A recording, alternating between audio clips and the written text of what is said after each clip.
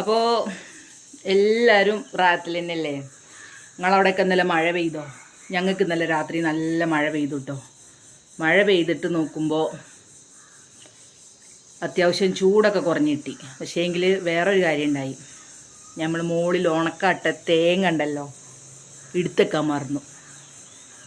പിന്നെ നോക്കുമ്പോൾ മുഴുവൻ വെള്ളത്തിലേക്ക്. ഇനി കുഴപ്പമൊന്നുമില്ല, ഇനി ഉണക്ക തേങ്ങയുടെ പായസം ഉണ്ടാക്കാം, അതിന് തന്നെ പറ്റുള്ളൂ.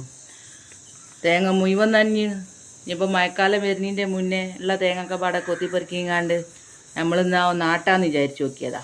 ആട്ടാനുള്ള പൂതി എടുത്ത് തീർന്ന്. എത്തിനാ അത് പറ്റുക? ഇതെന്താണെന്ന് അറിയാം നിങ്ങൾക്ക്?